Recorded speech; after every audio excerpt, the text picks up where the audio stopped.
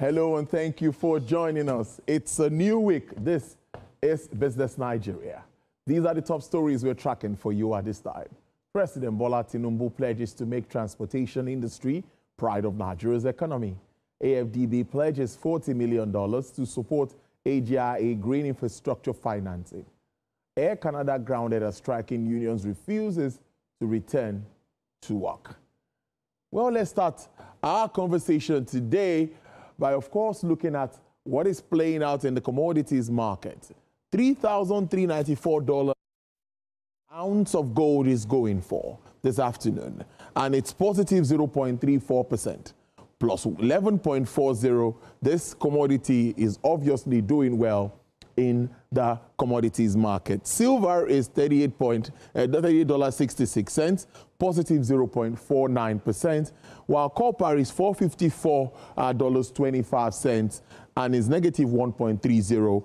Platinum is $1,336.80, down 0.35%. This is also down 0.39%. For silver, it's staying in green, 0.49%. For corn, wheat, cocoa, and cotton, they are all mixed. It's a mixed bag. Corn and wheat down in red, negative 3.25, negative 4.25, down 0.80%, 0.81%. But for their price, for metric ton of this is $402. Wheat is $522.75. Cocoa is $8,361. That's per metric ton, selling for hike with a 1% here.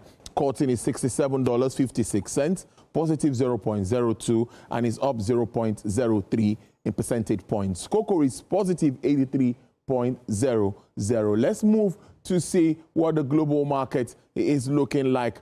Two of these markets are in flat, as you can see, but European shares and the US dollar wobbled today ahead of an eventful week for United States interest rate policy, where oil prices were subdued as risk to Russian supplies seemed to fade.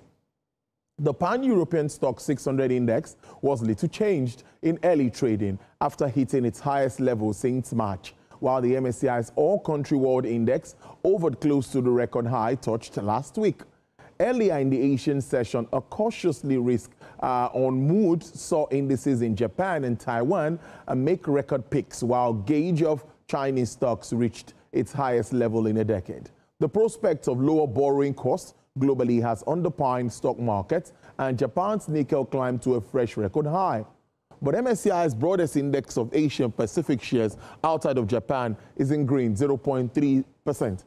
Having scaled a 4-year peak last week. In Europe, German DAX futures is 0.3%. That's in negative, dragged lower by Commerzbank, which fell 3.7%. Britain FTSE was flat, as S&P 500, you can see that here, is 0.1%, while Nasdaq futures were flat, though both were near all-time highs. Well, crude oil prices rose today after White House trade advisor Peter Navarro says India's purchases of Russian crude were funding Moscow's war in Ukraine and had to stop. United States West Texas Intermediate crude is in green, $62.86, positive 0.10%. Brent crude futures sells for $65.88, positive 0.05%. For Bonny Light, it's hovered around this for some time, $78.62, negative 2.84%. And for the OPEC basket, dealers offer $67.83 per barrel. And this is flat. Well, let's get to our first conversation. Yes, inflation. Nigeria's headline inflation rate slowed for the fourth consecutive month in July 2025, setting at 21.88%. That's for the month of July. That's from the National